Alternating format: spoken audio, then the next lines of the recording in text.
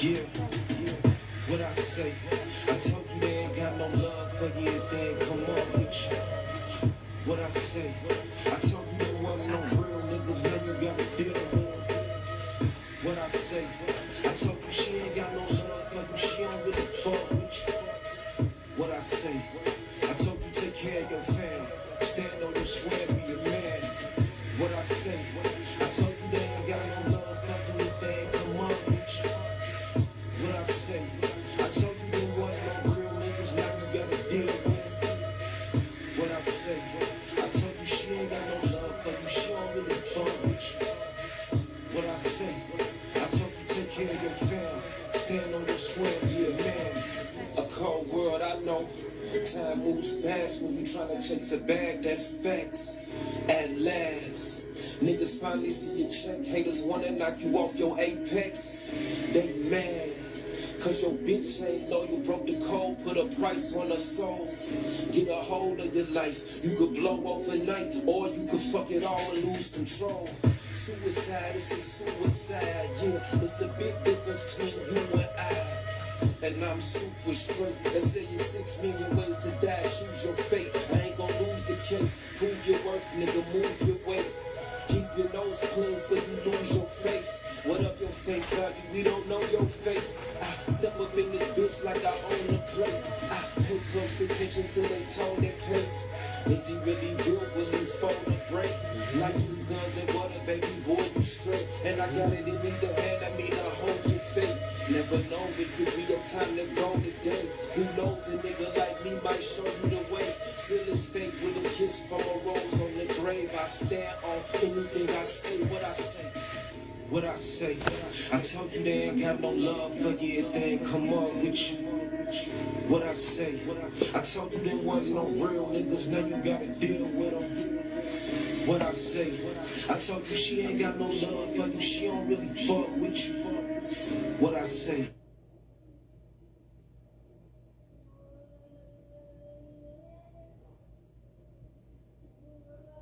Mercy, mercy, Lord have mercy. Why niggas hate me? Show me no mercy. Brother forsake me, woman they'll hurt me. Mercy, mercy, Lord have mercy. Okay, walk like a champion, talk like a champion. You don't hear that semi glow. Pump, pump, pump, pump, pump. Put up on your set slow. You don't hear no engine. Put a body on me gun wide. Walk like a champion, talk like a champion. You don't hear that semi glow. Pump, pump, pump, pump, pump. Put up on your set slow. You don't hear no engine. Put a body on me gun wide.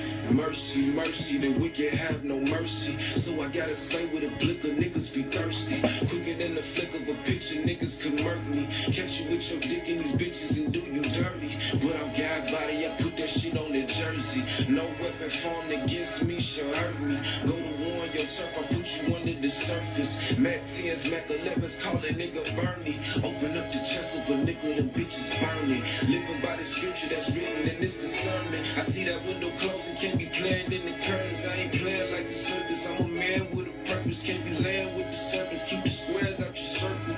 You ain't standing on your word. What kind of man are you? X you out, cross you over. I had to sham guard you. Can't stop a nigga drive the beat. They can't guard you. Hell has no fury compared to what God do. I'm a whole gangster, my nigga, not partial. 38 special. This nigga think he's special. I go ahead depart you. I ain't finna argue.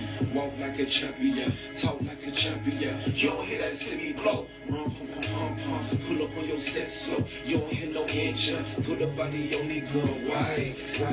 Walk like a champion. Talk like a champion. You don't hear that city glow. Run, pump, pump, pump, pump. Pull up on your set slow. You don't hear no engine. Put a body on me gun wide. Yeah, what's good? What's good? What's cracking? Shalom, shalom.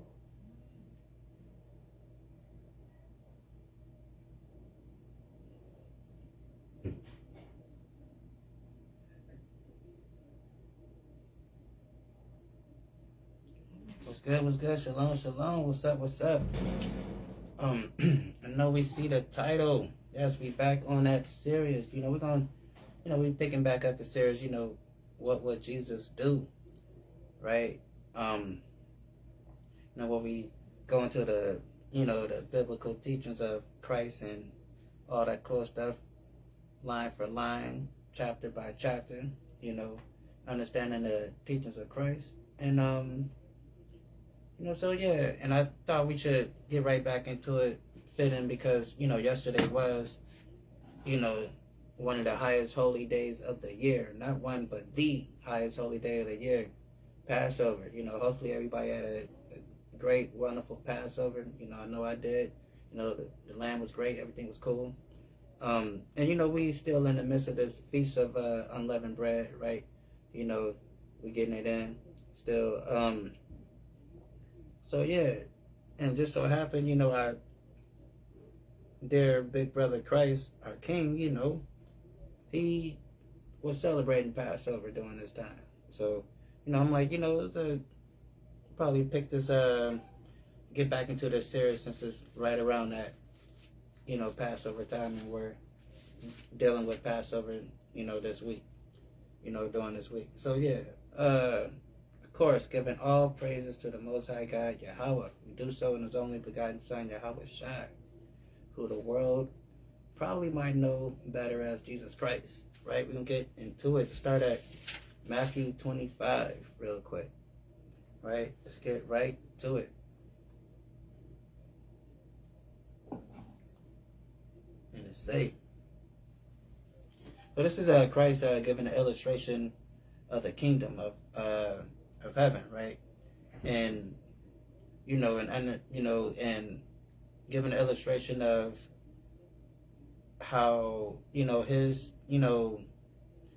him being a Messiah, and how he's gonna reconcile the nation of Israel back to the Father, and bring us back as one nation and back into the covenant, right?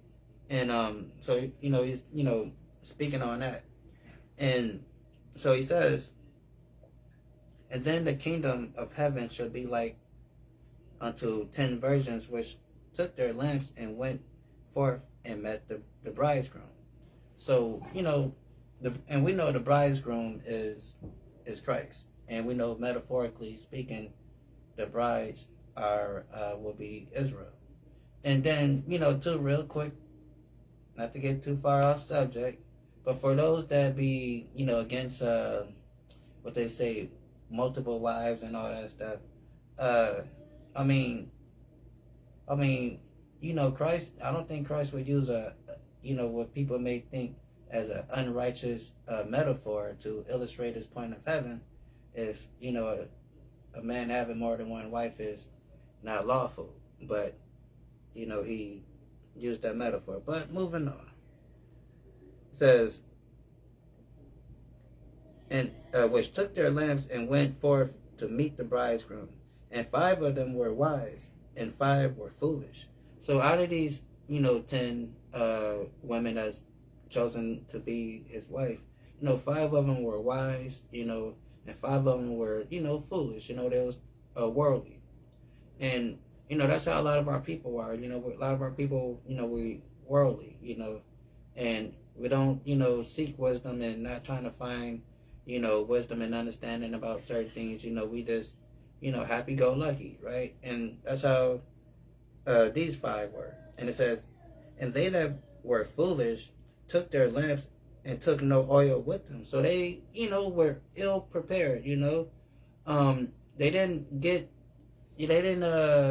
do proper prevent poor performance, right? They didn't do none of that, right? They didn't make sure they had everything they need, so because what they say is better to need it, better to have it and not need it, and to need it and not have it, right? They didn't have that mindset, when they got their lamp. They just figure, hey, so he chose me, so we got a whole bunch of time to get, whatever, right? Whatever, we got time. The wedding is not too far off, right? That's how a lot of people think, like, well, Christ ain't coming back into, far off or whatever, right? So we have that mentality that, we can wait. We can put it on our time, our own time schedule. And which is the reason why when we read this thing, we hear about Jesus' second coming. And you hear a lot of people that always, talking about, oh, yeah, that was 2,000 years ago. Or, they say, how the Bible says that no man know the day and hour, right? And it's the reason why we don't know the day and hour, because a lot of us, if we did know the day and hour that he was going to come back, we will, that same day, about 30 minutes before, try to get all our stuff together before he come back. Or, the week before, the day before, we know he's coming. And that's when we're going to try to live the best life that we can live for the most high. So God know how a lot of people will get down. 'Cause a lot of people will do that. We think about it like when you're a college student. A lot of college students might be, not doing their proper studies how they should. Then when test time comes, they try to cram everything in one night, before they have to take that exam, right? So we do these things naturally. So we can imagine if we had a certain day and time that we knew for sure that he would come back, how people would immediately you'll start seeing the world get better within a month, like a month of his return. Like, oh shoot, he's coming back. Let me get it right. But so it's the reason why people don't know, because people won't be changing for legitimate reasons, right? Out of sincereness. And it says, but the wise took the oil in their vessels with their lamps, while the groom tarried, they all slumbered and slept. At midnight, there was a cry made, behold, the bridegroom come, go ye out and meet him. So now he's back, right? And then it says, and then all the virgins arose, trimmed their lamps, and the foolish said unto the wise, give us your oil. So now, the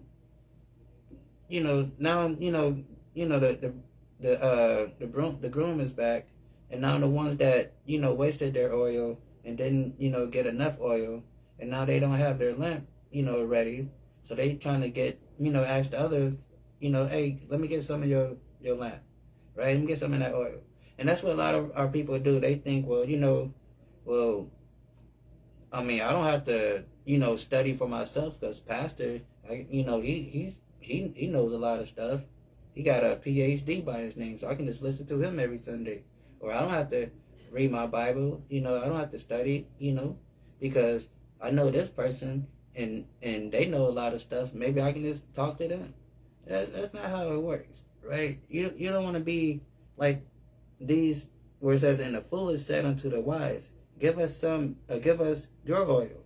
So you don't want to be, caught lacking, and then when the time comes, you like, oh shoot, now you're trying to find that person that you knew had the wisdom and knowledge, and now you're trying to, learn something, but then at that time it's too late, and the doors is closed, and now you just out here just stuck in the world because you had the opportunity to learn. And then a lot of people will have the opportunity to learn and know the truth, but then they will swindle it. They will scoff at it. They will laugh at it, and push it to the side because it doesn't sound good to their ears, oftentimes. And people make that mistake because they don't understand that the truth is not always sweet. The truth is bittersweet, right? Oftentimes. So, and it says, and the foolish said to the wise, give us your oil, for our lamps are gone out. And that's the thing, because a lot of times in that day, people are going to be wishing that they did the right thing. They're going to be wishing that they kept the laws and kept the feast days and all the stuff that we're supposed to do as a people. And they're going to find out that, well, dang, I should have been doing that. And it says, but the wise answer, saying, not so, lest there be not enough for us and you, but ye rather not. Ye rather to them that sell and buy for yourself. So, so they man, I would like to help you, but I mean, and just put it in modern terms, right? It's just, because a lot of times, because some people be living a certain lifestyle for so long and living a certain type of way, be so, grimy and so unpleasant to be around, then if a light bulb do switch on in their head and they do decide to try to change, a lot of times people don't often think it's genuine. They don't, be, willing to, get behind it so quick. They gotta watch and see how it goes for a minute. And that's how it be sometimes. So, sometimes people be doing things for a certain amount of time and living a certain type of way. And then when they finally figure out that they've been living kind of rotten and been, kind of rotten to other people, then by the time they want to change it, the people that they hurt, they pass the space of forgiveness, right? Because certain things sometimes, and certain things be a little too far gone, and then sometimes people go too far, right? And it be too late. But that's why it says, but the wise answer saying, not so. Just there be not enough for us and you, right? Let's get this real quick. This is Philippians 2:12.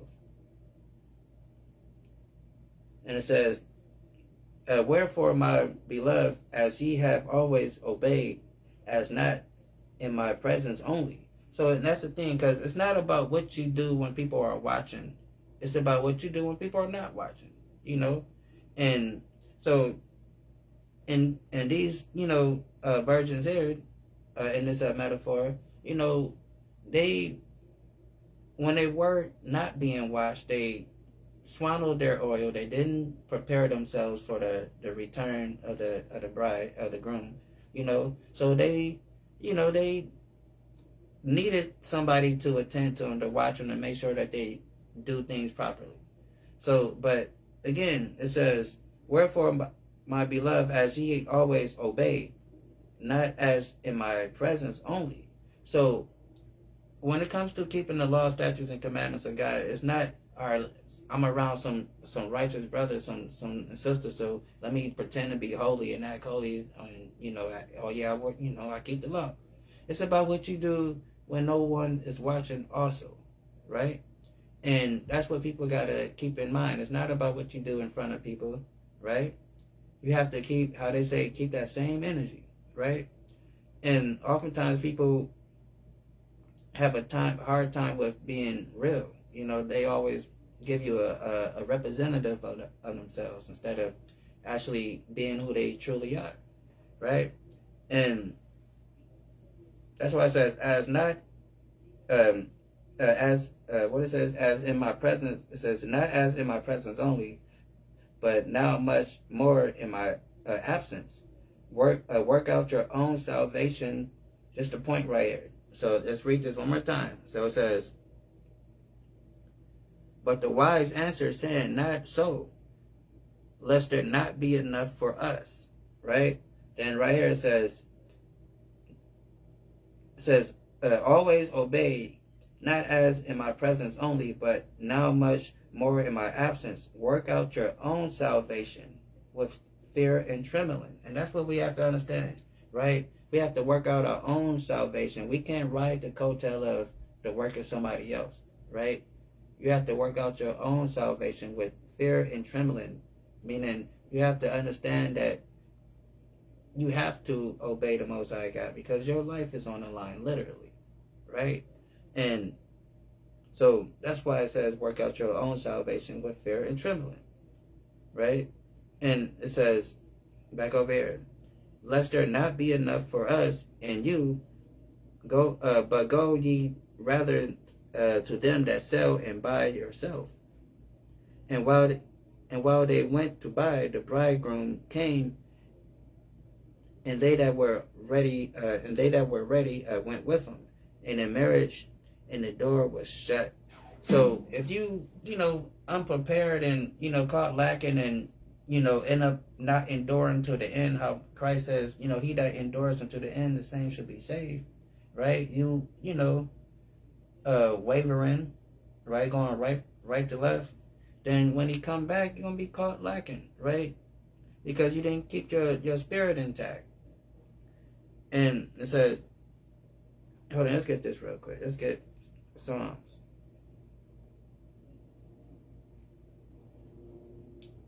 Get Psalms 119 and 60.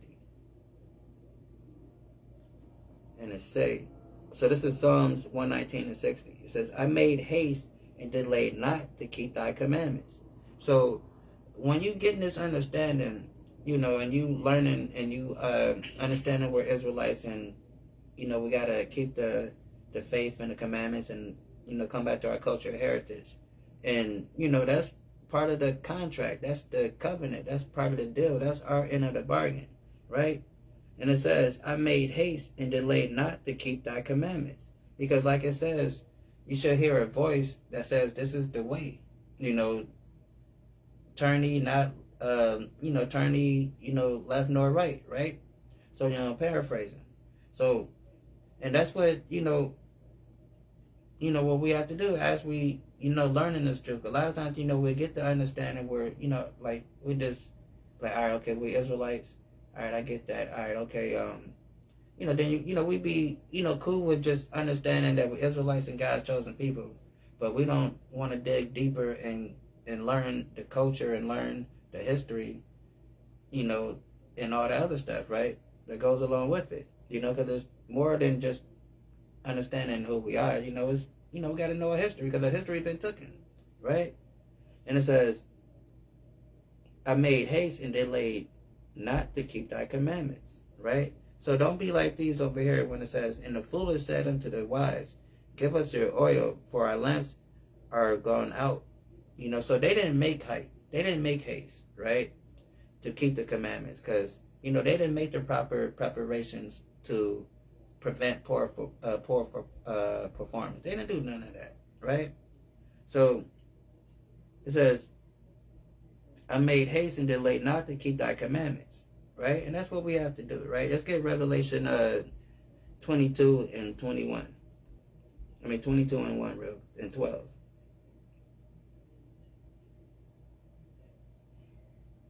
And it says, and behold, I come quickly. So this is Christ talking. It says, behold, I come quickly.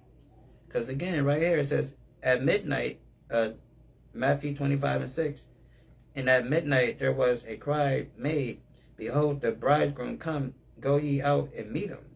Right? And it says over here, it says, and behold, I come quickly, and my reward is with me. So, then it says, and all those virgins arose and trimmed their lamps, right? So, the wise ones, they knew that Christ was coming back, and they knew that the reward is with him. They knew that he's coming, to bless those that stay faithful, right? And so it says, and my reward is with me, to give men according to his works. To his work shall be, right? And that's what he's coming to do. Let's jump down to 20 real quick. And it says, and he which testified these things said, surely I come quickly. Amen. Even so, come Lord Jesus, right? So again, we have to be prepared spiritually and understand that, we can't have slippage and slipping up and falling into these false religions or trying to intertwine these false religions with the truth, right? And it says, because he comes quickly. And you don't want to be like these ones where it says, and while they went to buy, the bridegroom came, and they were ready, went with him, and the marriage and the door was shut. Right? So you don't want to, be left out on that, right? And it says, afterwards came also the other virgins, saying, Lord, Lord, open to us. But he answered and said, verily I say unto you, I know you not. And, And that's what's, gonna happen. Hold on real quick. Hold up. Hold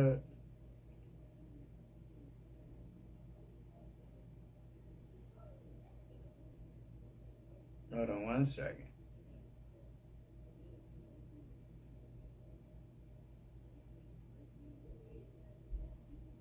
Let's see. Is it this? I think it's this one. Hold up. 1 second.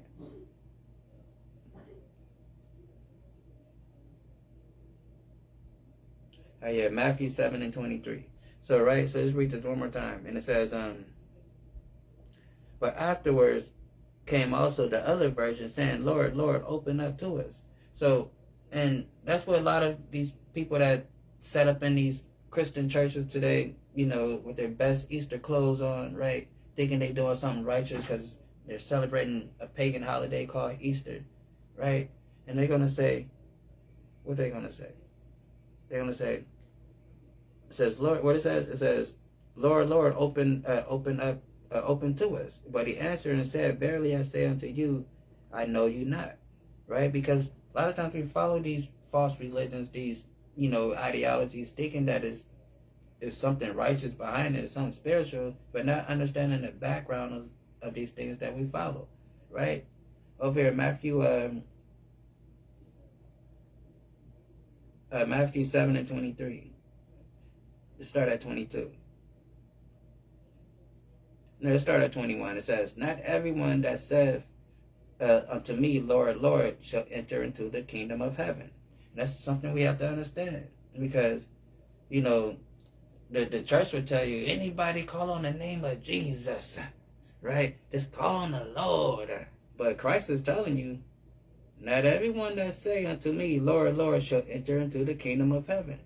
But he that doeth the will of my Father which is in heaven. And what is the will of his Father which is in heaven? The commandments. And what is the commandments? The laws. And what is one of the laws? One of the laws is keeping the feast days, which is Passover, which we celebrated yesterday. And we're keeping the party going with this feast of unleavened bread, right? That's the will of the Father. It says, many will say to me in that day, Lord, Lord, have we not prophesied in thy name? That's what a lot of these,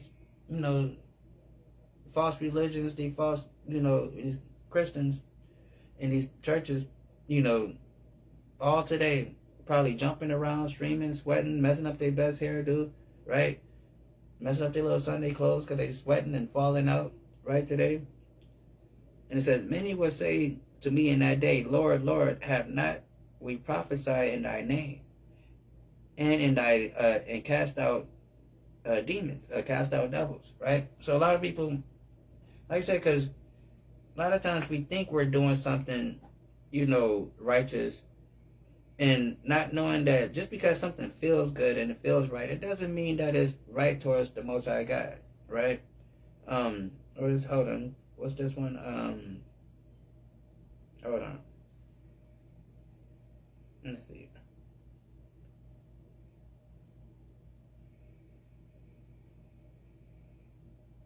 Let's see if I can find it.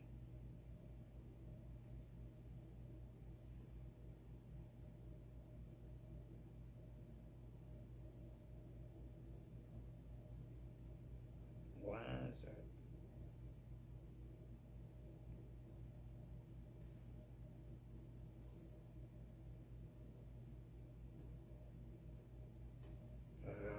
Find it this way.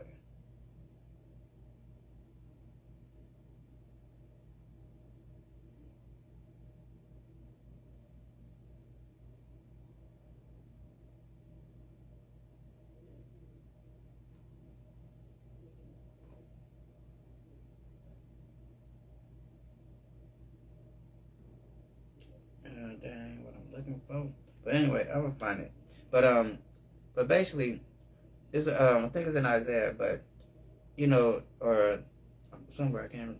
But basically, it's saying that there's are ways that seem right unto us, but those are but those are ways that leading to destruction. So a lot of times people think because something feels right and good that it's the way.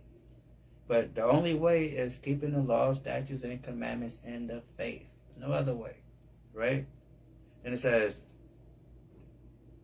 not everyone that said unto me, Lord, Lord, shall enter into the kingdom of heaven, but he that doeth the will of my Father which is in heaven. Many will say unto me in that day, Lord, Lord, have we not prophesied in thy name? And in thy name have we cast out devils? And in thy name done many wonderful works? And that's what a lot of these, church, people is going to say. A lot of these religious, people is going to say. But then what he's going to say, he says, and then I will profess unto them, I never knew you. Depart from me, ye workers of iniquity. Right? And because we have to do thus said the Lord. Because in that institution, they teach us that the laws are done away with. We ain't got to keep the laws. All we have to do is, just believe on Jesus and say his name 11 times every Sunday. Right? So, that's what's going on. Let's get back up here. And it says, Afterwards came also the virgins, saying, Lord, Lord, open to us. But he answered and said, Verily I say unto you, I know you not. Watch therefore, for ye know neither the day nor hour wherein the Son of Man cometh. For the kingdom of heaven is like a man traveling unto a far country, who called his own servant to deliver unto him his goods. And unto one he gave 5 talents, and to the other 1, and to the other man according to his several ability, and straightway took his journey. Right? Then it says, then he that received 5 talents went and traded with the same, and made them other 5 talents. And likewise he had received 2 talents, had gained two other. But he that received 1 talent digged in the earth and hid his Lord's money. And after long, the Lord of those servants come and reckon with them. Right? So and that's the thing. Like, you're supposed to be doing, when the Most High God, charge you to do the work, you're supposed to do the work. No matter how much work he give you, whether it's a lot of work or a little work, you do the work. And you be proud of the work that you do, right? Because, some people be trying to chase the numbers and, and the fame and the glory, but it's all about whatever work he gave you, right? You do the work. Because you got, in this book, in the Old Testament, you got what they call the prophets, right? You have what they call the prophets, the major prophets, then you got the minor prophets, right? Some of the minor prophets only got like 1 chapter. You got one, chapter. There's 1 book and 1 chapter, right? Some of them maybe got 3, right? So you have minor prophets and major prophets, right? Not everybody is going to be, in the spotlight. Some people just need to be the shooters in the cut, the minor prophets, right? So, but a lot of people get caught up in, the fame part, and, that's what people be chasing. They want to be known, right? That's one reason why when I press play, that's why I just say, Shalom, what's going on? I don't even say my name, right? Because it ain't about me. It's about the message, right? But people get, and they get caught up with the fame, what it says. It says,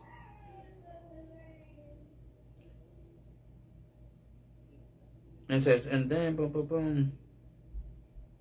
It says, and after a long time, the Lord of those servants come and reckon with them, and so that he had 5 talents, came and brought five other talents, saying, Lord, thou delivered unto me 5 talents. Deliver unto me 5 talents. Behold, I had gained beside them 5 more, 5 talents more. And it says, and the Lord said unto him, well done, thou good and faithful servant. Thou hast been faithful over a few things. I will make thee ruler over many things. So that's why you can't be too,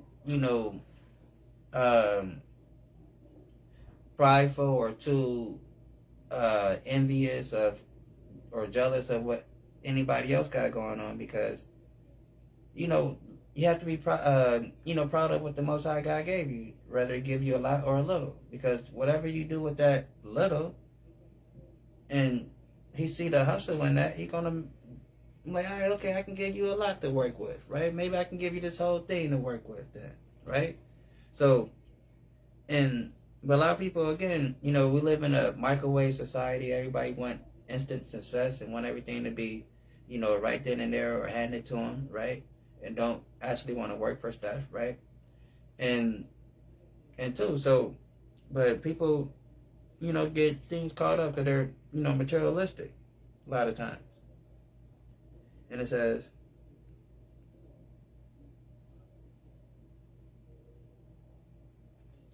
boom, boom, boom. It says, and he also had received 2 talents, came and said, Lord, thou delivered unto me 2 talents. Behold, I have gained 2 other talents beside them. And the Lord said unto him, well done, good and faithful servant. Thou hast been faithful of a few things, and I will make thee ruler of many things. Enter thou into the joy of the Lord, right? So, and that's what God wants. When you have, how to say, each one teach one, right? So, and so as you understanding this truth, and again, not everybody is made to teach, because it's a whole body, right? It's the body of Christ. Your spiritual gift might be something else, right? But whatever your spiritual gift is, you use it, right? That He gave you, whatever He gave it to, right? If it's teaching, if it's prophesying, if it's music, if it's poem, if it's cooking, if it's building, whatever, right? Math, science, doctor, whatever, right? You use that, spiritual gift, right? For the benefit of the nation, right? And it says,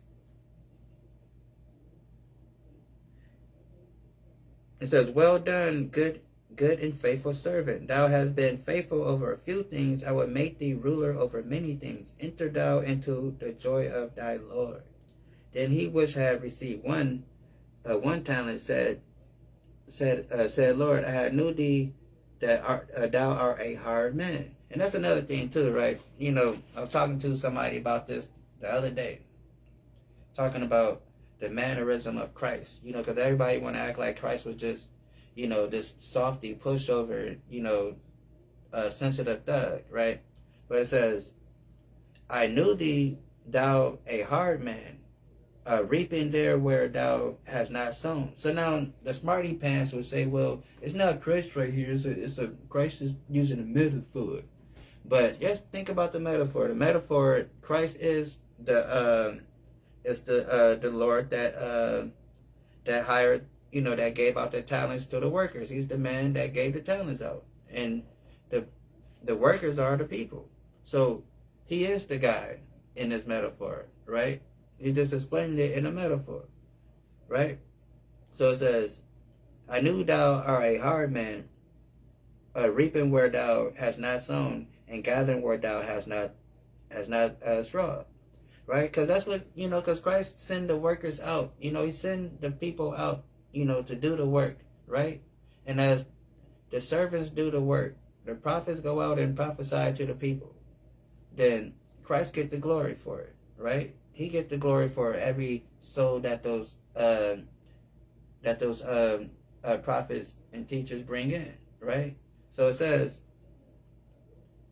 I knew thou art a hard man, reaping where thou hast not sown, and gathering where thou hast not straw, right? Because again, as the workers do the work, Christ coming, He reaps the benefits from it. He gets the glory, right? Then it says, And I was afraid, and I went and hid the talent in the earth. Lo, there thou hast thy talent. And the Lord answered and said to him, thou wicked and slothful servant. So meaning it's not good enough for you to know the truth and you know what's going on. You know, if you have the spirit and the talent enough, you know, each one teach one, right? And you don't have to, you know, be all, you know, world class and all whatever. Like you can, you know, your family, right? Your friends, right? You know, whatever the work may require, right? Whatever that spirit is, right? Whatever that conviction is, right? Don't be like this slothful servant that takes whatever gift that he has and just be like, you know what? You know, this little light of mine, you know, I'm not going to let it shine, right? I'm not going to let the whole world know, right? So don't be that person, right? Because Christ would say, thou wicked and slothful servant, right? And you don't want to be a wicked and slothful servant because you have certain abilities and certain capabilities to do things to help people, and or whatever the case may be, and you choose not to, right? It says, thou wicked and slothful servant, thou knowest that I reap where I sow not, and gather where I have not strawed. Thou oughtest therefore have put my money in the exchangers, and then at my coming I should have received my own usury. So you're like, man, at least you could have, you know, lent the money out, you know, and I could have put it in the bank or something. I could have got some interest off of it at least, you know, right? So, and that's the thing, like, so at least, you know, the least we can do is keep the faith in the commandments and you know, keep the faith in the Mashiach and the commandments, right?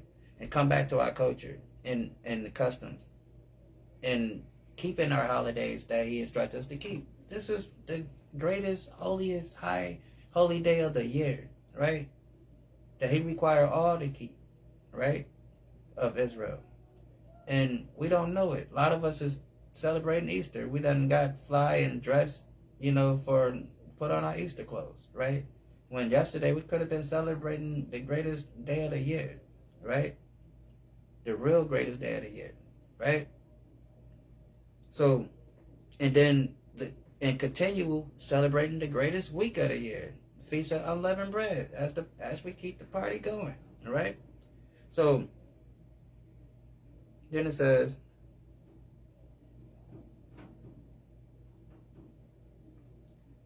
and where that? Boom, boom, boom. And it says, take therefore the talent from him, and give it unto him which have 10 talents. For unto everyone that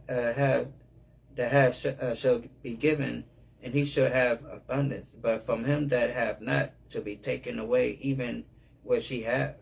So meaning, how they say, use it or lose it, right? And you know, because a lot of people don't understand. Like, yeah, you can lose it, you know, because a lot of people think once saved, always saved, right? And that's not what the Bible says. The Bible says, he that endures until the end, the same shall be saved, right? I mean, now the Bible says a righteous person falls 7 times and get up on the 8th, right? So you want to, you know, bounce back from whatever rut or, you know, situation you went to. So you don't want it to overcome your life to the point where, you know, you end up missing, you know, the whole celebration, right? And you get locked out like they did, right? And it says,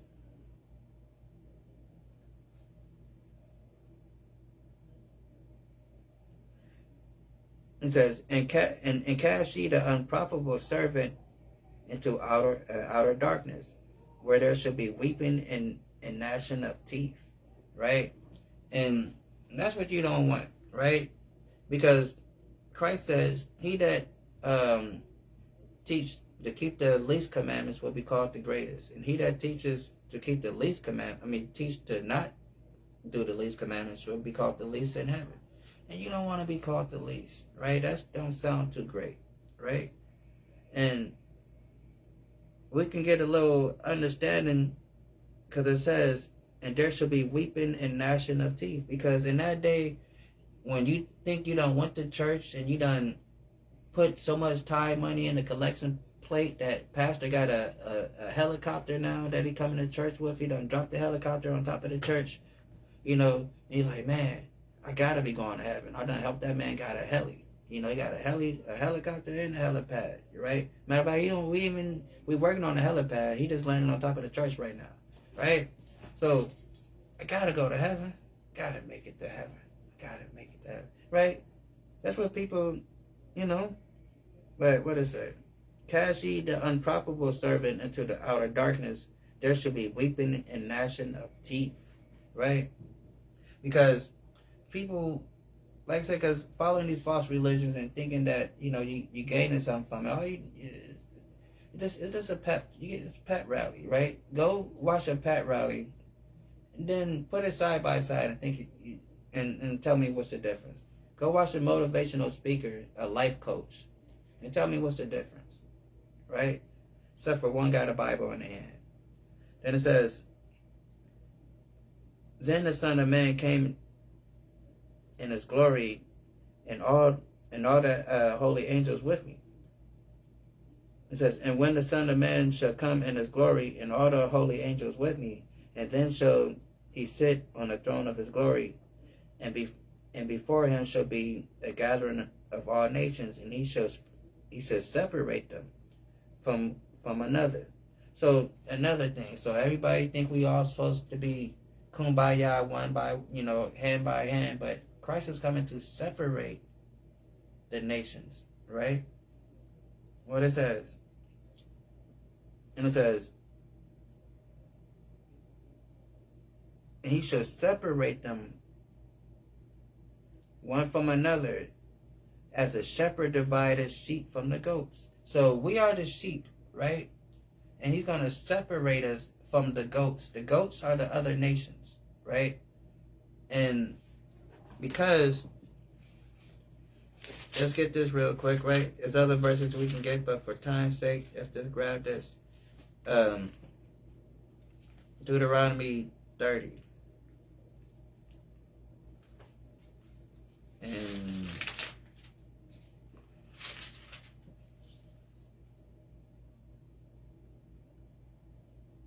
so start at 31, and it says, and it shall come to pass all these, when it says, and it shall come to pass when all these things are come upon thee, the blessing and curse which I have set before thee, and thou shalt call them to mind among the nations.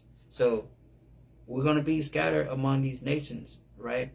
And again, because it just told us that it's going to separate the sheep from the goats, right? It says, and before him shall be gathered of all nations, he shall separate them one from another, as a shepherd divided his sheep from the goats. So if you're familiar with sheep herding and how shepherds do it, the shepherds, they have to keep their sheep, the different breeds of sheep separate from one another, for they won't crossbreed, right? And or unless you want a certain type of looking type of breed of sheep, you might breed this sheep with that sheep, but they separate them for they can have a different stock, a different type of breeds, right? So he's separating the sheep from the goats, right? And the goats are the other nations. And how he's doing it is like this. And it says, boom, boom, boom. And it shall come to pass when all these things shall come upon thee, the blessings and the curses, and the curse which I have set before thee, and thou shalt call them to mind among all the nations, whether the Lord thy God hath driven thee. And it shall return unto the Lord thy God, and shall obey his voice according to all that I commanded thee this day, thou and thy children, with all thy heart, with all thy soul. Right? Then jump down to, all right, now I'm going to read 3. Then it says, And then the Lord thy God will return thy captivity and will have compassion upon thee, and will return and gather thee from all nations. Like we just read, he's going to separate us, separate nation one by one and separate the sheep from out of all these nations, right? Then it says, from all nations, whether the Lord thy God has scattered thee. If any of thy be driven out from the outmost parts of heaven, from hence will the Lord thy God gather thee. From hence will he fetch thee. So no matter what part of the earth we in, no matter if we in some far off Pacific island, somewhere, right? You're going to find us, right? And it says, and the Lord will jump down to 7. Well, no, that's the point. We can just start right there. So the point is, we're in these different nations, and we're going to be gathered out of these different nations that we have been scattered to, right? So back over here.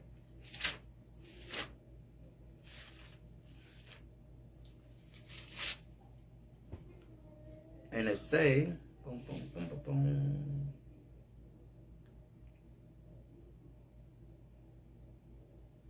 And it say, where am I? It says, and before him shall be gathered all nations, and he shall separate them one from another, as a shepherd divide the sheep from the goats. Right? Let's get Romans 2:16 real quick. Let's get Romans 2:16.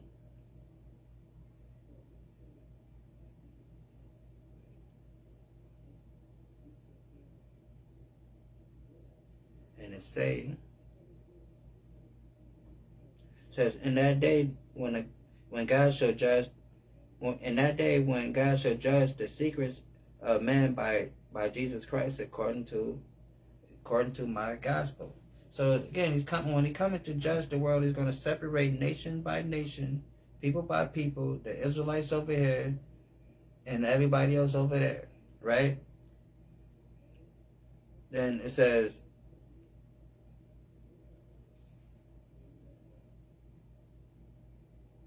boom, boom, boom. Just get Psalms real quick. Let's get Psalms 96 real quick. Psalms 96 and 13, right? So Psalms 96 and 13 says, before the Lord, it says, before the Lord, for he come to judge the earth. He judged the world with righteousness and the people with truth. So again, he's coming to judge the people with righteousness and truth, and he's going to split the world, separate, nation by nation, right? And let's get this real quick. Let's go to Matthew 13, because people gotta understand this is not a whole coalition of nations, thing, because these nations have to have they have judgment for what they have done to the Lord's people. So they're not coming, with us, right? And hold on real quick. I'm going to get that, but let me just read this real quick.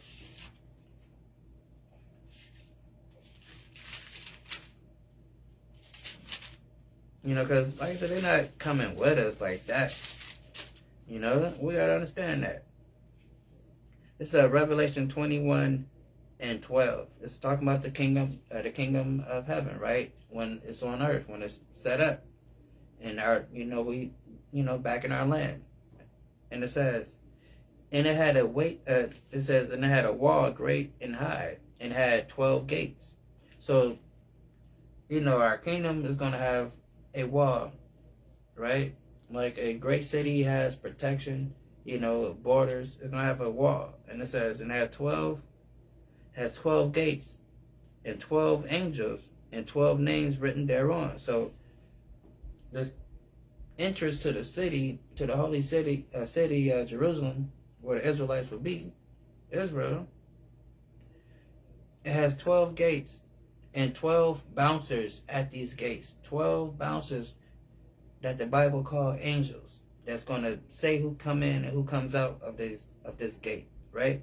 And it says, and names written thereon. So these gates have like a mailbox. You go to a building, like say apartment building. You go to an apartment building and you see like at the the mailbox area has everybody that's there in that building, right? And at that address. So these gates have names written on it. So these bouncers are there for a reason. These angels are standing at the gates for a reason. They letting people in that belong in. So let's see who belongs in there, right? And it says, and had 12 gates and 12 angels, and the names written thereon, which are the names of the 12 tribes of the children of Israel. That's who is allowed in that holy city, right? That's who names are written on the gate. Those are the VIP guests that can come into that holy city. And it says, the names of the 12 tribes of the children of Israel, right? So that's what's going on over here, right? So back over here.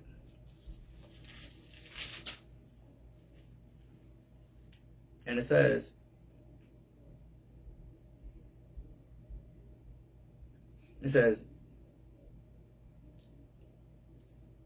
and when the Son of Man shall come in his glory, and all of the holy angels with him, and then he sat on the throne of his glory, and before him shall be gathering of all the nations, and he shall separate them one from another, as a shepherd divided sheep from the goats.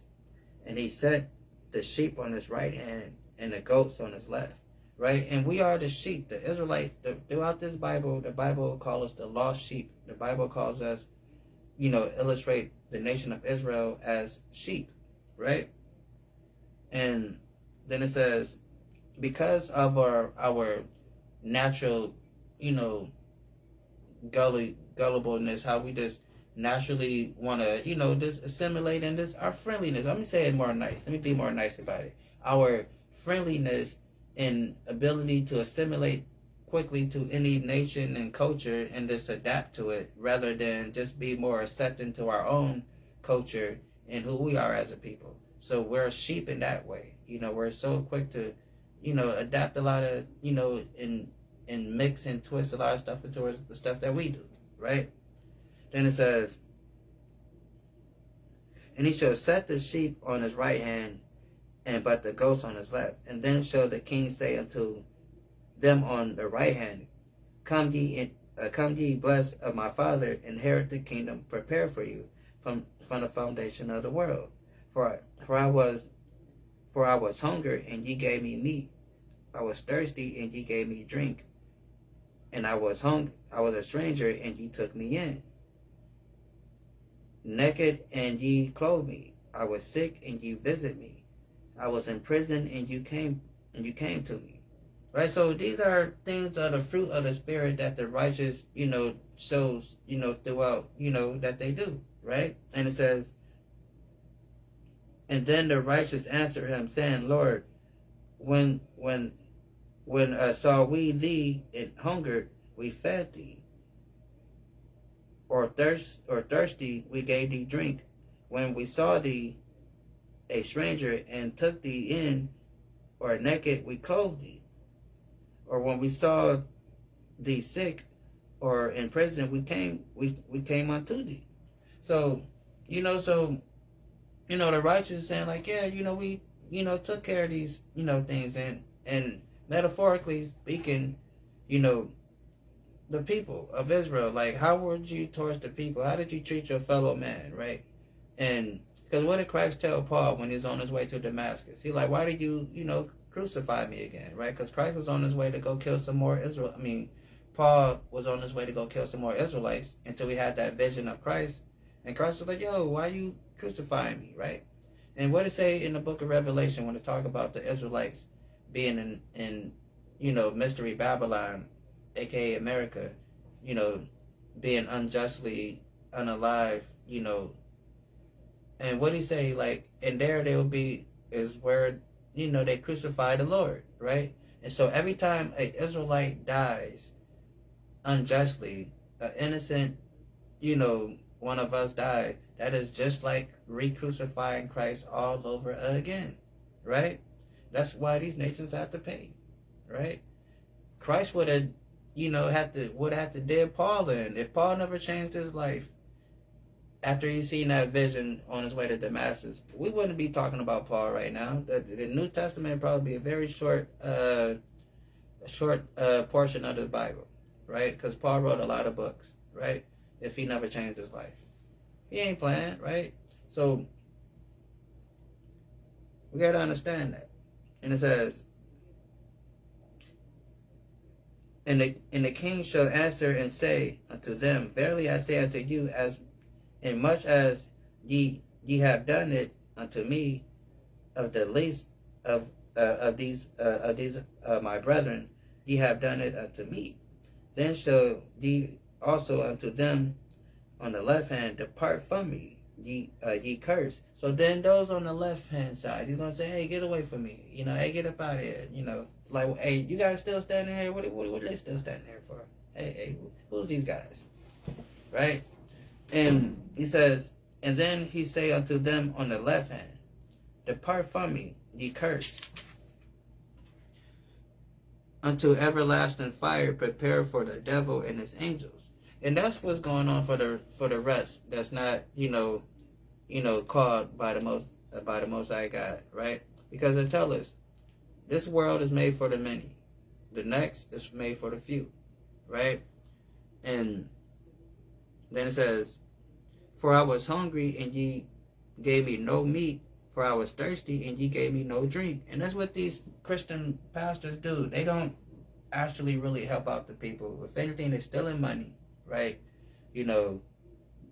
They holding people hostage and making them give a certain amount of money, telling everybody, close the doors, till I get 20,000, right? Or whatever the case may be, right?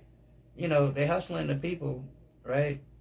And so it says, for I was hungry and ye gave me no meat. I was thirsty and ye gave me no drink. I was a stranger and you took me not in. And that's what did Joel Osteen do when the Katrina stuff happened and all that stuff? He's like, y'all niggas ain't come up in my Astrodome. I better figure it out. Church is closed, right? Not was it the Katrina stuff? It was some other stuff he was in the news for because he was not being a good Christian, right? And it says, I was a stranger and you took me not in. You took me not in. Naked and ye clothed me not. Sick and in prison ye visit me not. Then shall they answer him, saying, Lord, when thou saw we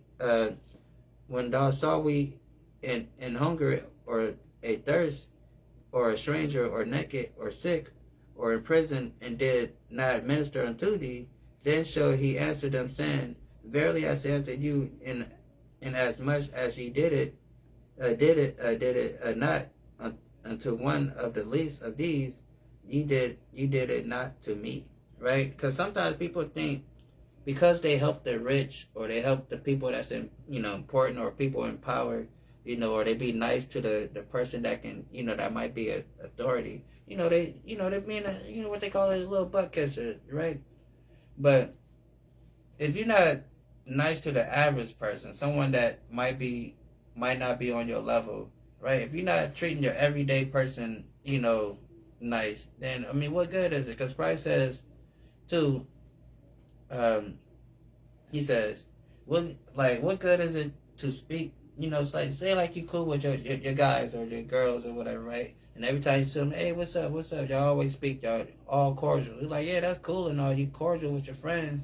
But how about, when you see somebody you don't know, you speak to them, right? And a lot of times we don't do that. We be mean mugging each other oftentimes. Or oftentimes if you might speak to somebody, they look at you crazy, like, who this person talking to, right? But that's why it says, Then he answered them, saying, Verily I say unto you, inasmuch as ye did it not one of the least of these, ye did it not to me. So, it's all about too how you treat the least of us, right? Because a lot of times people want to misuse, people who we deem not important. But it's all about how you treat the least of us, right? Then it says, and these shall go away into everlasting punishment, but the righteous unto eternal life. Right? So, all right, now 26, chapter 26, Matthew 26. And it say, and it came to pass when Jesus had finished all these things, saying, and when he said unto his disciples, ye know that after 2 days, the feast of Passover, right? So now we get into the whole Passover thing. It says, and after 2 days is the feast of Passover, and the Son of Man is betrayed and to be crucified. Then assembled together the chief priests and the scribes and the elders of the people unto the palace of the high priest, who was called Caiaphas, and consulted that they might take Jesus by his subtlety and kill him. So they wanted to unalive our Christ, right? Because they was jealous of the notoriety he was getting, and that the people was following him, because I know a lot of people would say, well,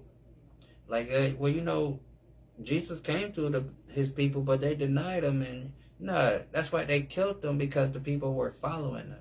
The people that denied him was the religious leaders, the aristocrats, the elites of the group. They denied him. But, remember, the man did feed 5,000, right? So he had crowds following him around, right? Everywhere he went. The man was like Michael Jackson, right? He had crowds following him around. So, then it says,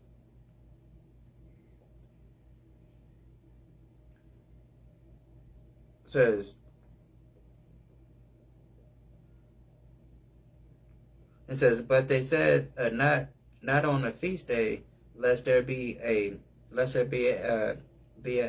uproar among the people. So now Jesus was in Bethany, in the house of Simon the leper, where there came unto him a woman having a alabaster box of very precious ointment, and poured it on his head, as he said in meat. And when the disciples saw it, they had indignation, saying, to what purpose is this waste? For the ointment might have been sold for much and given to the poor. And when Jesus understood it, he said to them, why trouble ye the woman?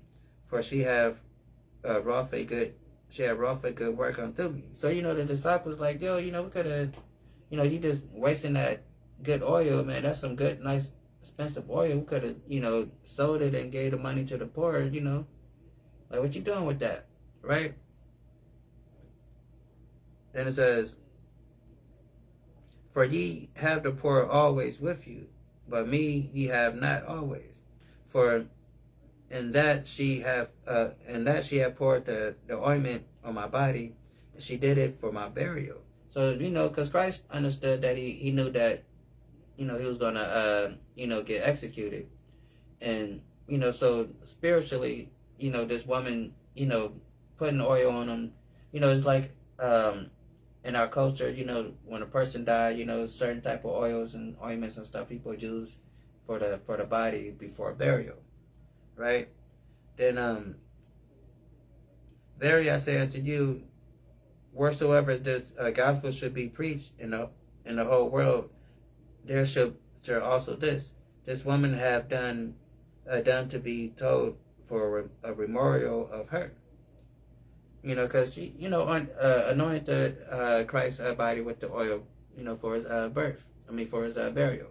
And it says, then one of the 12 called Judas Iscariot went into the chief priests and said unto them, what would ye give me and I will deliver him unto you. And they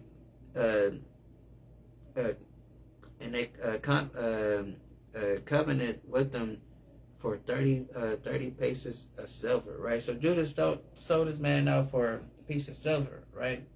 A price of a slave. 30 pieces of silver, right? You know, because Judas is probably, there's a lot of things. Because Judas,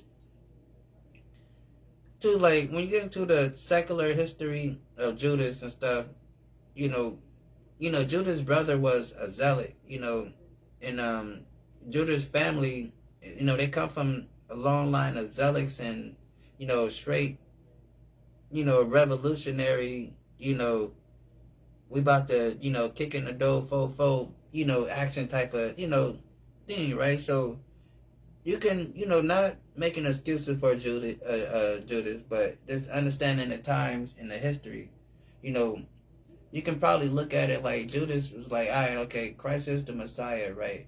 But he probably thinking like, because, but then, a lot of the disciples was zealots too also. But, he probably looking at it like, man, like, I don't know, man, Christ, he probably looking for more of a, a warrior type dude, ready to lead an army right then and there. But Christ was like, nah, yo, chill, that time won't come. But Judas was like, on something like, nah, we gotta get this revolution cracking now. So I'm like, say, I'm not making no excuse, but just understanding the history and the lineage that he comes from, and how the zealots and stuff, how they feel, so he probably was looking like, like, man, Christ moving too slow, I don't know. But anywho, it said they covenanted with him for 30 pieces of silver. And from that time, he sought opportunity to betray him. So, they paid him the money. So then he started looking for a nice little proper time to set him up, right? And then it says, and now the first day, it says, now on the first day of the feast of unleavened bread, the disciples came to Jesus, saying unto him, Where wilt thou that we prepare thee to eat the Passover? And he said, Go unto the city and such a man, and say unto him, The master said, My time is at hand. I will keep the Passover at my house with my disciples. And the disciples did as Jesus appointed them, and they made ready the Passover. So, he told them, like, look, go highlight this, this guy, we're going to have a Passover at his house, everything cool, right? And now when even come, he sat down with the 12, and as they ate, he said, Verily I say unto you, that one of you shall betray me. So you're like, man, I know one of y'all gonna betray me, right? And we know that's Judas, right? Hold on, Salakia, real quick. Hold on, real quick. Be right back.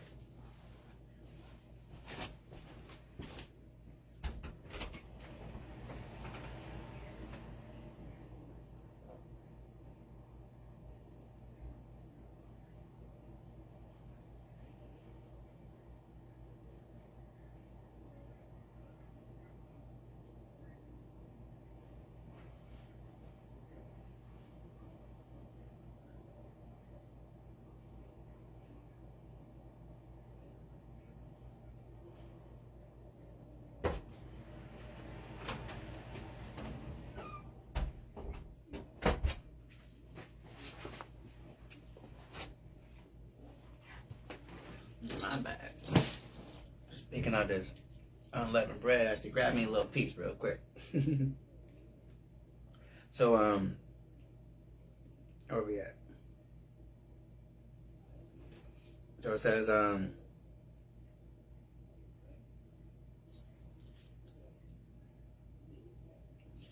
as they did eat, he said, Verily I say unto you, that one of you shall betray me. And they were exceedingly sorrowful, and began every one of them and say unto him, Lord, who is it? So, they like, hey, like, which one is going to betray you? I thought we was all good, right? And we know, Judas, you know, a snake, but you already sold him out for 30 pieces of silver, right? The price of a slave. Then it says, boom, boom, boom. And he answered and said, He that dipped his hand with me in the dish, the same shall betray me. The Son of Man goes as written of him, but woe unto him that by whom the Son of Man is betrayed. It is good for that man if he have not been born. So Christ is like, man, it's written for me to, go through what I had to go through, but the guy that's going to betray me, man, it's better if he was never even born, man. It's jacked up. I hate to be on the other end, of that punishment, seeing what's going on with, with that conversation with him and God, right? And it says,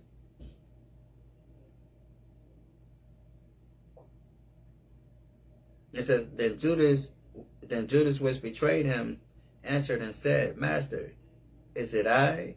And he said unto him, thou said. So Christ was like, I don't know. You said it, Says thou said. And as they were eating, Jesus took bread and blessed it and brake it and gave it to his disciples and said, take it and eat it. Right? And so eat my piece real quick. So hold on real quick. Let's get this real quick.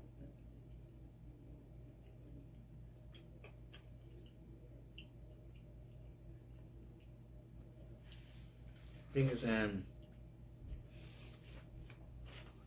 Exodus 12, I believe.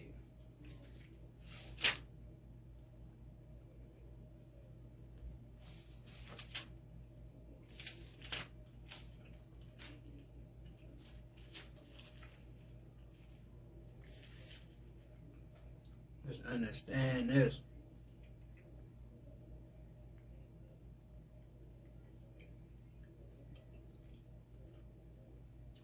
Let's start at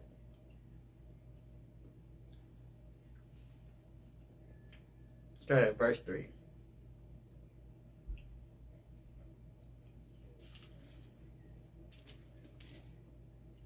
So Exodus 12 and 3, right? So, they have a Passover meal, and he's, getting into it. He's breaking the bread and all that stuff, right?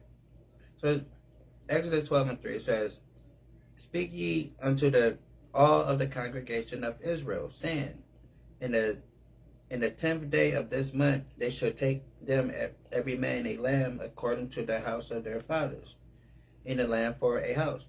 So, you got a big family, you basically, you make enough lamb for that family, right? If you got a, for the household, right?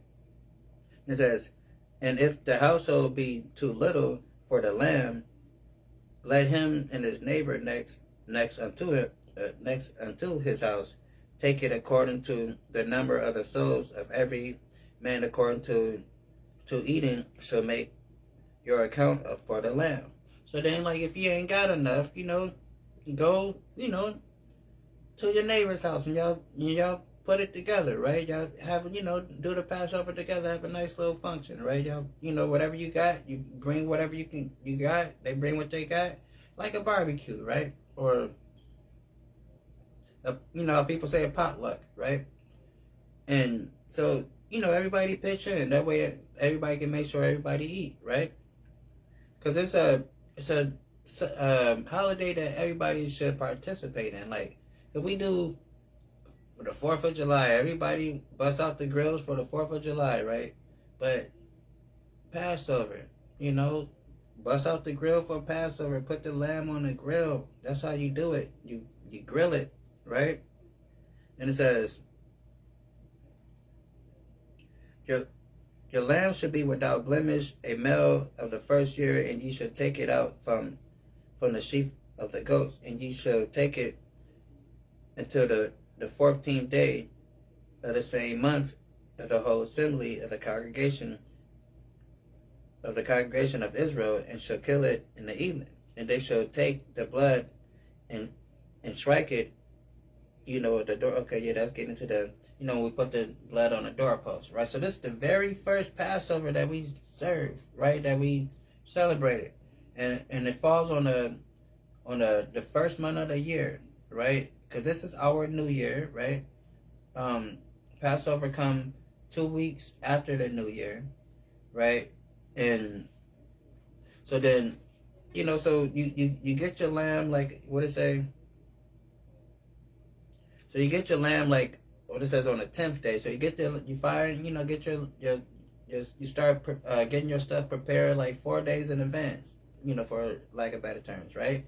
So that's why, when Christ was talking to his disciples, he's like, hey, yeah, go to, go see old boy, and, about the whole Passover thing, because they was wondering where they was going to keep Passover at, right? So, and Jesus was like, yeah, I got a spot, go holler at old boy, right? So back over here.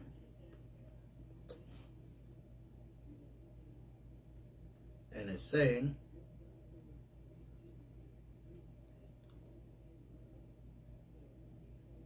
and it says, and they were eating, and Jesus took the bread and blessed it and brake it and gave it to the 12 disciples and said, eat this. This is my body, right? So he broke the bread and and they ate it. And it says, and he took the cup and gave thanks to them and said, drink ye of it, for this is my blood, for this is the New Testament which we shed for many, for there is a remission of sins, right? So, and so in the wine and stuff symbolize the blood of Christ and all that stuff, right? And so they drank the wine, right? And like I'm about to drink. And so a lot of people,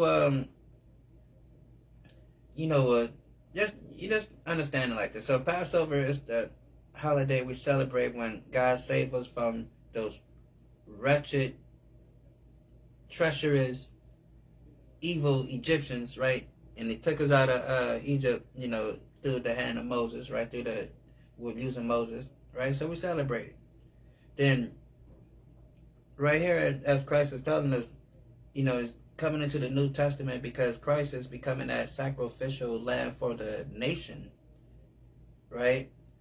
And so, metaphorically, and spiritually, as Christ become that sacrifice, and so he's the lamb and the bread, and so you get it. But it's not on how the Catholics try to make it all dark and cannibalism. Like, no, it ain't that. It's metaphorical, right? Because understanding that he's about to give up his life for the nation, right? So he's that sacrifice lamb. So just like that Passover lamb that you cook and you sacrifice and you put on the grill, right? For for your sacrifice, metaphorically, Christ is going to, be sacrificed for the whole nation in that same matter, right? So he's just speaking metaphorically, right? So people just go crazy with it, though. So it says, and he took the cup and gave thanks and gave it to him, saying, drink ye of it, for this is my blood of the New Testament, which is shed for many for the remission of sins, right? And that's what it is, for the remission of sins. And who's the remission of sins for, right? Let's get it real quick. Who's the remission of sins for? Because everybody think that Jesus came and died for the wizard, but it tells us right here in Matthew 1:21, and she shall bring forth a son, and she shall call his name Yahweh Shai, for he shall save his people from their sins. And who is his people? Israel, right? That is his people, right? It says, and she shall bring forth a son, and she shall call his name Jesus, for he should save his people from their sins. Who is his people? We know, Israel. Let's get Hebrews 9 and 14 real quick. Hebrews 9 and 14. What it say? What it say? What it say?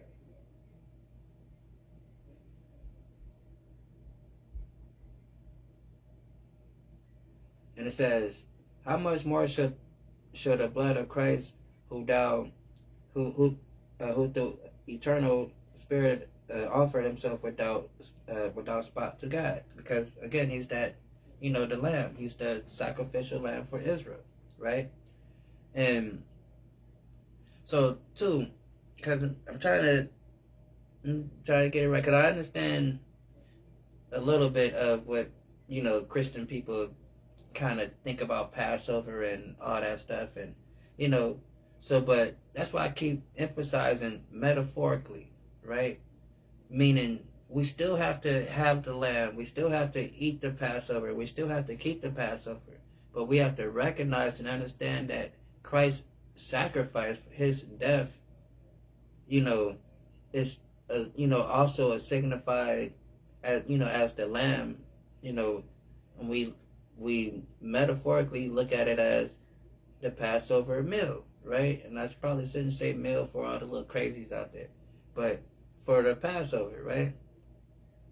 So, but how they take it, from my understanding, is like, okay, Christ is the Passover, but so we don't have to keep the law of the Passover when that's the highest holy day of the year, right?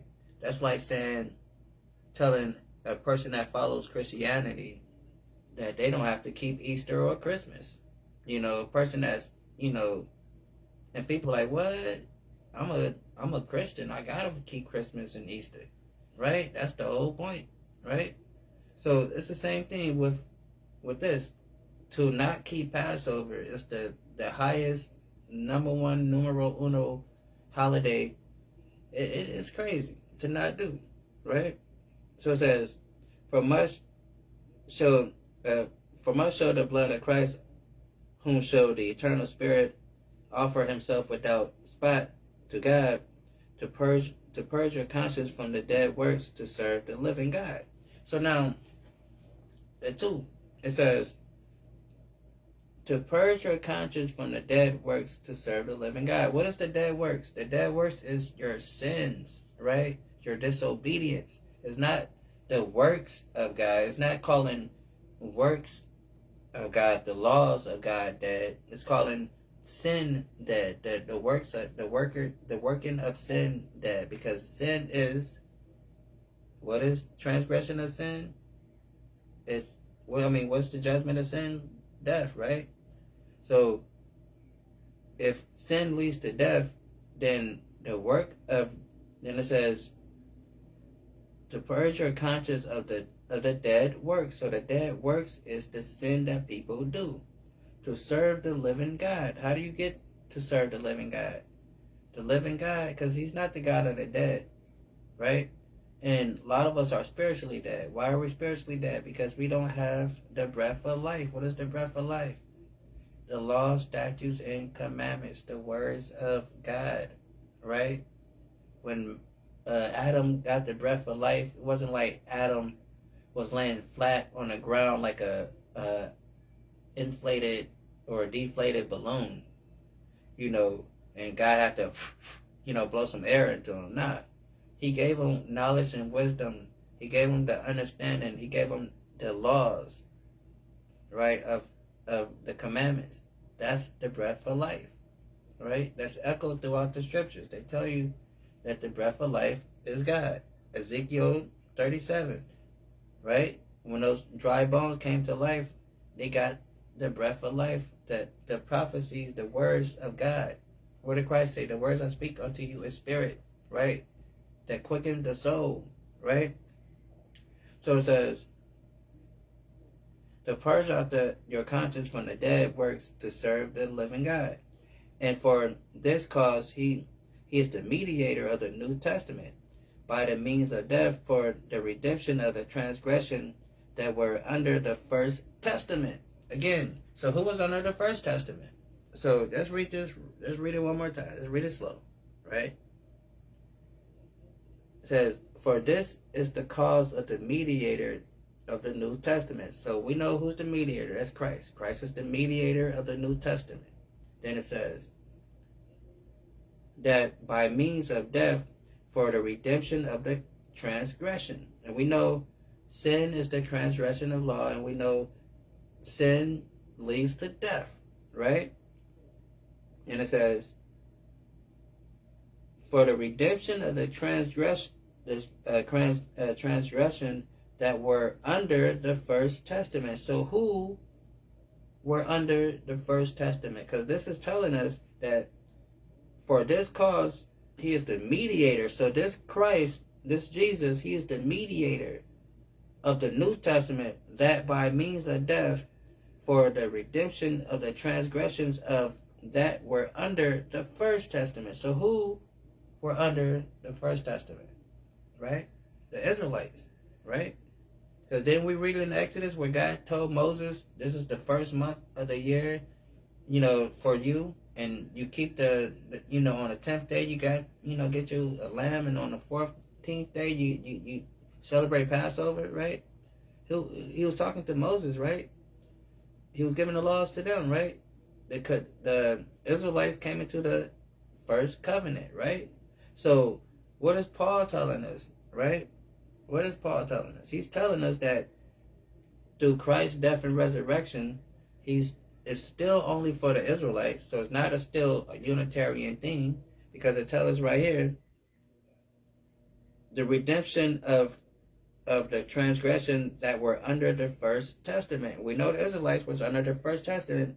They which are called might receive the promise of eternal inheritance. So we know who that's talking about. That's talking about the Israelites, right? So we got to understand that. It says, "For this is my blood of the New Testament, which is shed for many under the remission of sins." Right? So the New Testament, the blood of Christ, all that stuff, Christians say the blood of Christ is all for the Israelites. And how do we know that it's for the Israelites? Because if we keep reading, when he's getting crucified, and Pilate is talking to the audience, the Israelites, he's like, "Yo, what was going on? Like, hey, I really don't want to kill this man, but, y'all keep asking me to kill him. And like, the blood is not going to be on me, it's going to be on y'all." Then what did we say? What did we say as a people? We said, let his blood be on us and our children, right? We cursed ourselves right there, right? Because we said, yes, Pilate killed this man. But, okay, you don't have to take credit. You're going to kill him. Okay, maybe you want to take the credit for it. Let the blood fall on us and our children. That is generational, people, right? Now, if that curse, I'm just, for lack of better terms, I'm saying the word curse. If you don't like the word curse, okay, you can change it to something else. So that is a generational thing, because we called for it to be on us and our children. So his blood is on the people of Israel, because like we just read, she should bear forth a son and call his name Jesus, and he shall save his people from their sins, right? So that's what it's all about. The people of Israel. Keep going. And it says,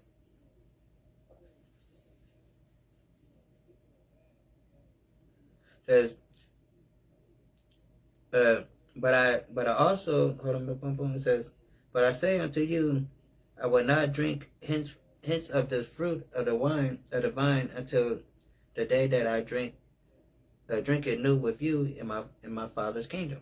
So Christ is making an oath for them at the same time, like, look, okay, this is the last Passover I'm having with y'all. I know we like to chill and kick it a lot, but I'm not gonna drink no more wine until I see y'all again, in my Father's house, in the kingdom, right? So, and you got to think about it, like, So and that's an oath that he made. So then what he say? He says, but I say unto you, I will not drink hence of the fruit of the wine until the day when I drink of it with you in my Father's kingdom. And when they had sung a hymn, and they went out unto the Mount of Olives. So then it says, then Jesus said unto them, all ye have been offended because of me this night, for it is written, I will smite the shepherd, and the sheep of the flock shall scatter abroad. For after I am risen, I will go before you to Galilee. Right? So, Christ was like, man, basically he trying to let them know, like, look, they plotting on me, right? They're trying to take me out. And if they take me out, the sheep is gonna scatter, right? So Christ is trying to give them the knowledge, trying to give them the wisdom before he leaves, because he know he's gonna go soon. And he want to make sure the disciples is built up so they can carry on, after he's gone, right? Then it says, Peter answered and said unto him, though all men shall be offended because of thee, yet I will never be offended. Jesus said unto him, verily I say unto thee, that this night before the clock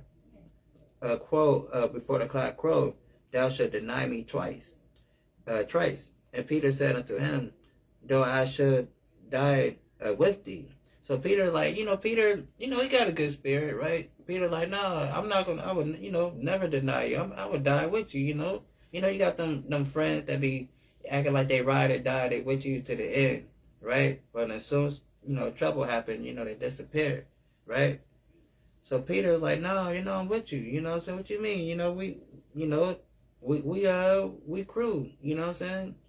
Ain't nobody bigger than the group, right? Then it says, Peter answered and said unto him, though all men shall be offended because of thee, yet I will never be offended. Jesus said unto him, verily I say unto thee, that this night before the cock crow, thou shalt deny me. Peter said unto him, though I should die with thee, yet I will not deny thee. Likewise, also said all the disciples. So all the disciples no, we all gonna ride with you, right? Now, of course, eventually they did, but Peter did kind of made a little bitch nigga move, in the beginning, but he had to get some courage about himself after he realized that he was, being a little punk, right? Then it says, then came Jesus to them unto the place where were called Gethsemane, and it said unto the disciples, sit ye there while I go and pray yonder. So Jesus was like, yeah, hold watch, I'm about to go pray, right? And it says, and he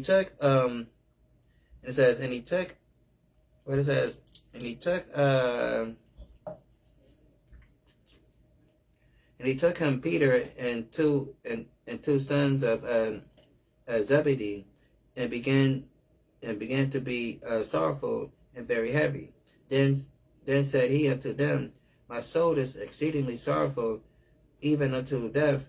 Tarry with me and watch with me. So he was going through it. He knew that his death was coming, and he knew that because even though that he knew his mission. Hold on, let me fix this thing. That's a tiny bit. That's a lot.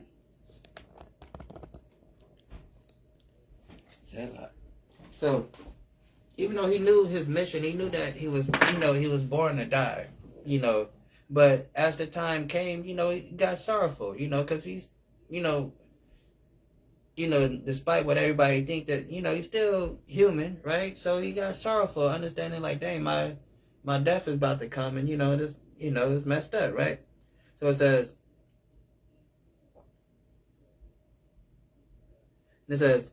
then he said unto them, my soul is exceedingly sorrowful, even unto death.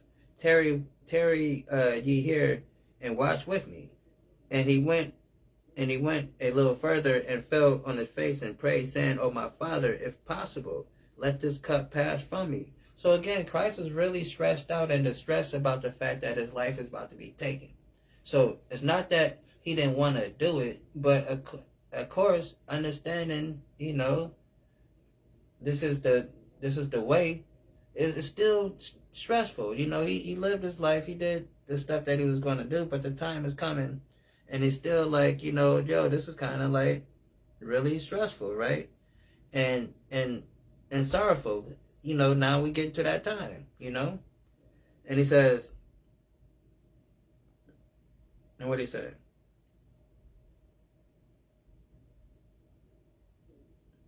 And it says, and he went a little further and fell on his face and prayed, saying, Father, if possible, let this cup pass from me. So he was praying to ask God, like, yo, look, I know I got to be the sacrificial lamb. I got to, die for the people, right? I get it. But is it another way we can do this? Can we do this another way? Maybe we can, maybe we can talk to the people. Let me go talk to the people again. Let me go try talking to them. Right? Something, right? And it says,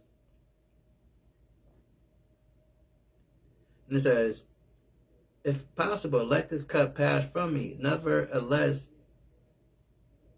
not as I will, but as thou will. So he's like, look, I'd rather if we can do this another way, but if it's your will, that's your will, but can we see if it's another way we can do this? Then it says, and he come up to the disciples and find them asleep, and said unto them, Peter, what could ye not could ye not watch with me for 1 hour? So he got upset, because he already know that his time has come. So he got his guys with him. He want them to stay on point and watch what's going on. And they falling asleep on a watch. So he come back like, yo, I told you to, you're supposed to be watching my back. You know what I'm saying? You falling asleep, right? He's like, man, you couldn't watch for an hour? Then he says, watch and pray. He says, watch and pray that ye enter not into temptation. The spirit indeed is willing, but the flesh is weak. So he's like, look, man, like, you got to be on point, man, because, like, you got to watch and pray. Make sure you don't fall in temptation, man. Stay on point, right? Let's get Ephesians real quick. Let's get Ephesians 5 and 15 real quick. Right? Ephesians 5 and 15. And it says,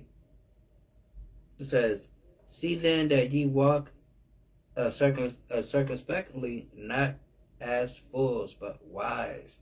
So you want to walk circumspectly. You want to be observant. You want to be prudent. You want to make sure you see things.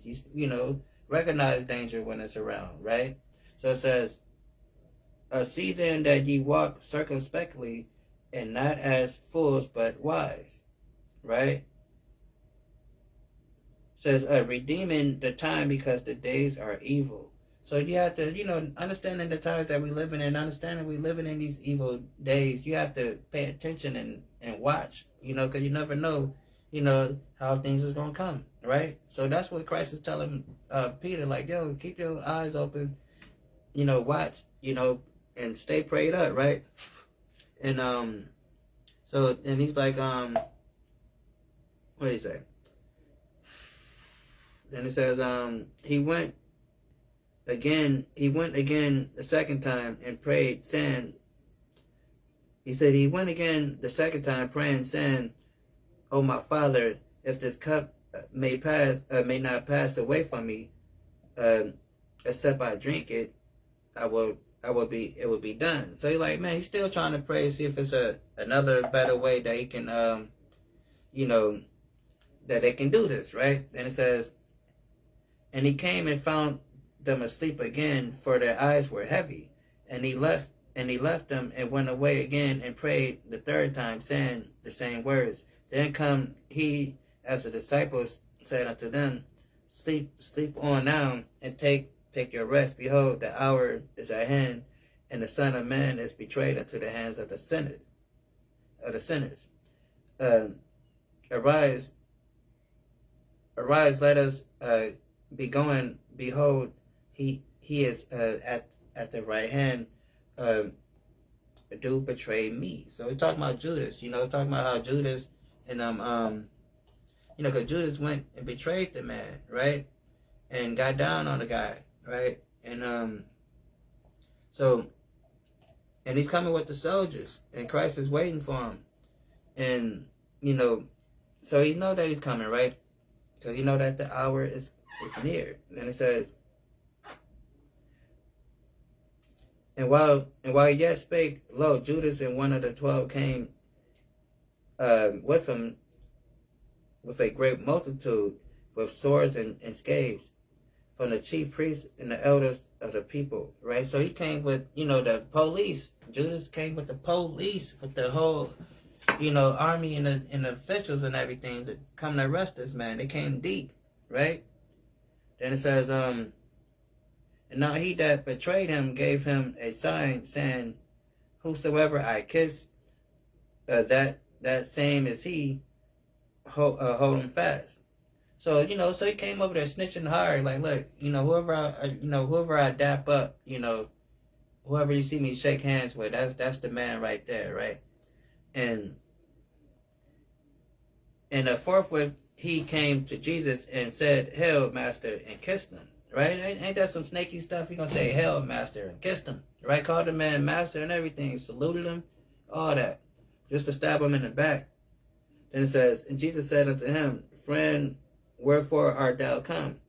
Then they came and laid hands on Jesus, and took him. And behold, one of them which were with Jesus stretched out his hand, and drew his sword, and Jesus and struck a servant and struck a servant of the high priest and smote off his ear. Right? So, Jesus had riders with him. So again, don't think that it was a bunch of little punks, running around with him, right? Then, and Jesus said unto him, Put again the sword into his place, for all they that take the sword shall perish with the sword. Right? And so Jesus is like, yo, little chill, it's all good. It's all good, right? He told him, put the sword away. And it says, think thou that I come not, he said, think that I cannot now pray to my Father, and he shall presently give me more than 12 legions of angels. Right? Like, look, man, I can, like, look, this ain't nothing. Let these people do what they gonna do, because if I want to, I got the power. I can pray to my Father, and he'll send about 12 legions of angels down here, right? To get it in. That's about 20,000. 20,000 angels or something like that. Come and get, 2,000 maybe. I don't know. It's a lot, right? So then what he say?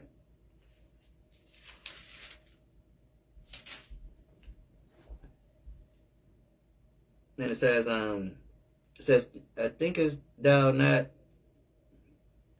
thinkest thou that I cannot now pray to my Father, and he shall presently give me more than 12 legions of angels, and now then shall the scriptures be fulfilled, thus should it be. So Christ is like, look, it's part of the scripture, because like it tells us that it is be fulfilled that he shall, suffer and die for the people of Israel. In the same hour said Jesus to the multitudes, Are ye come out of the out as against a thief with swords and scathes for to take me? I sat daily with you teaching in the temple, and ye laid no hold on me. So these some punks, they came with all types of weapons and stuff. So Christ is like, man, I've been around y'all all day long. I've been around y'all all the time. Like, what are you coming with all these weapons for? Like, if you wanted to get me, you could have been got me, right? You see how I roll, right? And it's like, but all this was done that the scriptures of the prophets might be fulfilled. Then all the disciples forsook him and fled. So the disciples got up out of there. Peter that was talking all that big stuff, like, yeah, I'm gonna die for you. We're gonna die together. And all the disciples like, yeah, we're gonna all die together. And they took off running, right? And it says,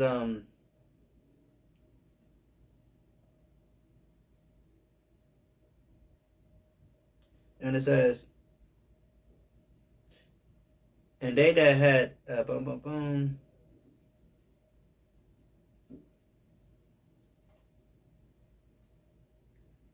And boom boom boom. Hold on, it says.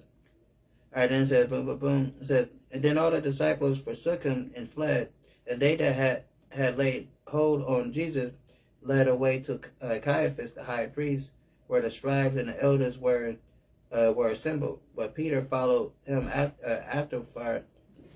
follow him afar off into the priest's palace, and went in and sat with the servants to see the end. So Peter kind of followed a little behind and stuff to see what's going on, but found none. Yeah, though.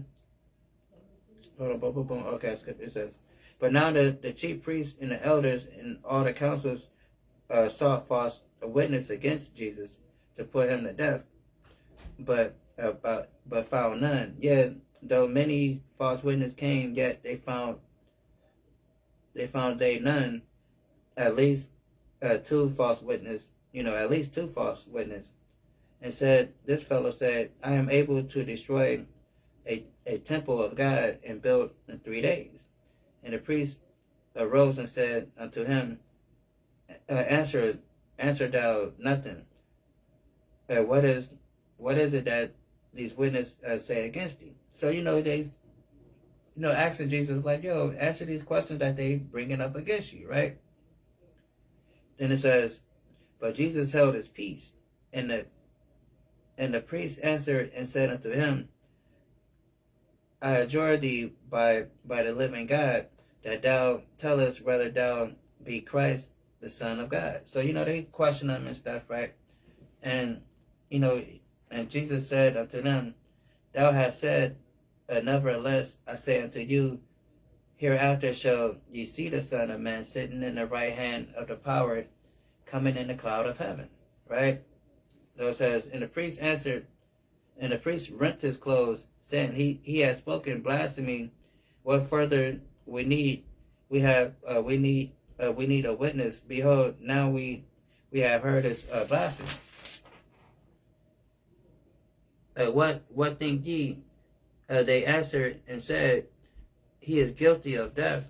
And they spit in his face and befact him, and others smoked them and with the palm of their hands. So they smacked him around, beat him up, and all that stuff, right?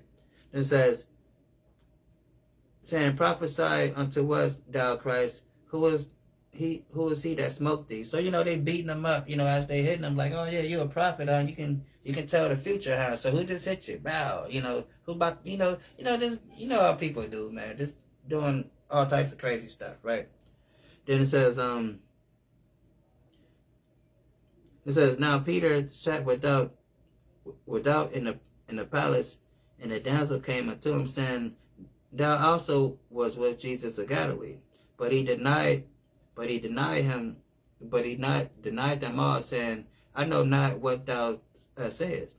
And when he gone out into the porch, another maid saw him, and said unto them that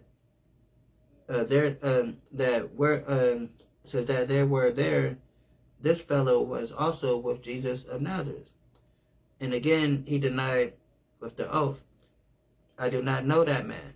And after a while they came unto him, they stood by and said unto Peter, surely thou also art one of them, for thou speech betrayed thee. So he's like, man, we know you roll with Jesus because the way you talk, right? You know what I'm saying? Like, we know you one of them. And it says, then began he to curse and swear, saying, I know not the man, and intimidating the cock crew. So, so he kind of like, look, I don't know that guy, right? Because he see that they about to, potentially kill this man. So, he's like, all right, like, I don't want to die. So then he thought about it, right? And Peter remembered the words of Jesus, which said unto him, before the cock crow, thou should deny me thrice. So he's like, damn, Jesus was right. I done denied this man thrice. I'm supposed to be his man. Like, I was his main man. I'm like, me and him was like best friends and stuff. I told him, we're going to die together. Like, dang, I'm over here bogus. So you got to give it to Peter. So even though Peter did a little punk, little coward move, he got it together at the end. And it says, and Peter remembered the word of Jesus and said unto him, before the cock crowed, thou deny me twice. And Peter went out and wept bitterly. So Peter was kind of like, he was heartbroken that day. Like, dang, he felt disappointed in himself that he actually did that. Because he thought he was like really, stood firm for Christ. He thought he was the main man. That, anybody want Christ, they got to go through him.